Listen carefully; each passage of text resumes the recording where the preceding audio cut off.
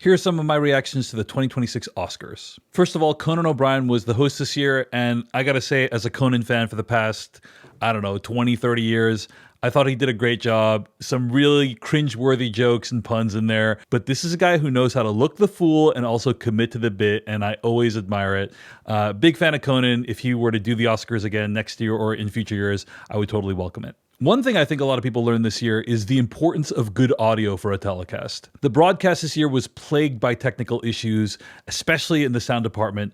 Microphones going out, microphones not even being there in the first place, and when the microphones were working, they didn't sound very good and they sounded really, really quiet sometimes.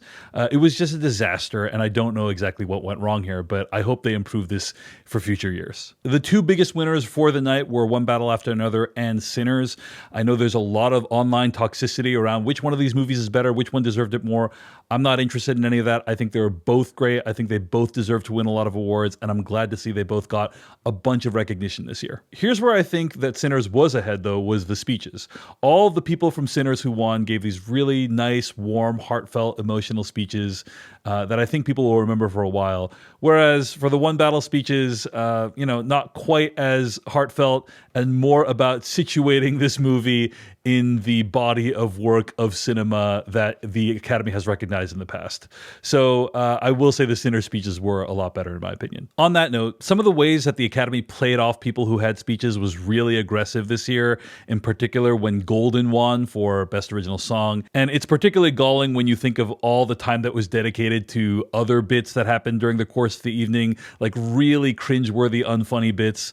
Like for example, the bit between Robert Downey Jr. and Chris Evans, like that's what we were watching instead of seeing these heartfelt speeches. Anyway, I hope when this telecast makes the transition to YouTube, they don't need to deal with these limitations because it was a really bad look this year. It was really cool to see horror films recognized so much this year. Sinners won a bunch of awards. You also had Frankenstein winning a bunch of technical awards. And then Amy Madigan won for her performance in Weapons, which I thought was wonderful. So cool to see horror so recognized on movies' biggest stage this year. And finally, I wanted to throw a shout out for the In Memoriam segment this year. They did it a little bit differently. They spent a lot of time eulogizing some of the giants of the industry that passed away in 2025, and I think it was time well spent. People like Rob Reiner, Catherine O'Hara, Diane Keaton, Robert Redford, Robert Duvall, Val Kilmer. These are people who helped to define cinema as an art form, and I'm really glad that the Academy took time to kind of take a beat and remember who these people were and what they contributed. Those were my thoughts. Let me know what yours were in the comments below. This is David Chen. If you enjoyed this video, give it a like or follow. Thanks. Bye.